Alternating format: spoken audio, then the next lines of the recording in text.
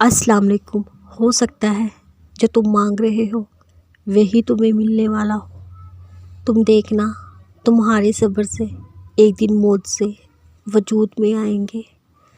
اللہ ضائع نہیں کرے گا تمہاری دعا، تمہارا صبر۔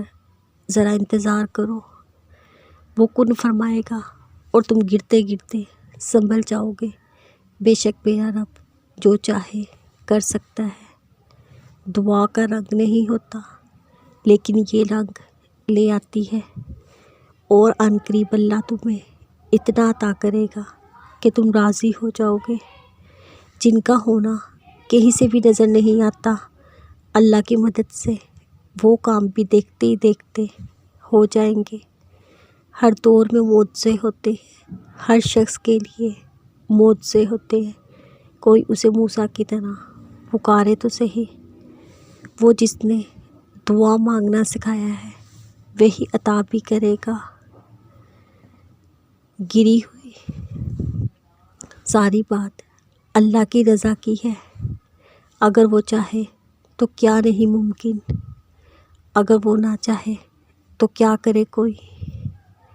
تو بس اللہ کو راضی کر لو، سب مشکلیں خود حل ہو جائیں گی، اور تم اپنے پروردگار کی کون کون سی نعمت کو جھٹلاؤ گے۔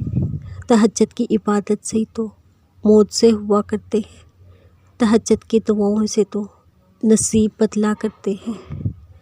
دعائیں جب دلوں پر رواں ہوتی ہیں تب صدائیں عرش تک جا پہنچتی ہیں۔ سب بکھرے ہوئے کام بھی ایک دن ایسے مکمل ہو جائیں گے کہ تم حیران رہ جاؤ گے۔ اور پھر جب اللہ سے محبت ہو جائے، اللہ ہر جگہ ہر چیز میں نظر آتا ہے۔ دعائیں کتنی ہی بے ترتیب کیوں نہ ہو، لیکن چیزوں کو اپنی جگہ پر واپس لے آتی ہے۔ اللہ کی محبت دل بدل دیتی ہے۔ تمہارا بھی وقت آئے گا اور دیکھنا، تب اللہ اپنے سارے معجزے تمہارے ساتھ کھڑے کر دے گا۔ بکھرنا تو لازم تھا، تم نے خدا کی دہلیز تک جو آنا تھا۔ معجزے تو ان کی دعاؤں کے لیے ہوتے ہیں جو اللہ سے مانگ کر پھر کسی سے نہیں مانگتے۔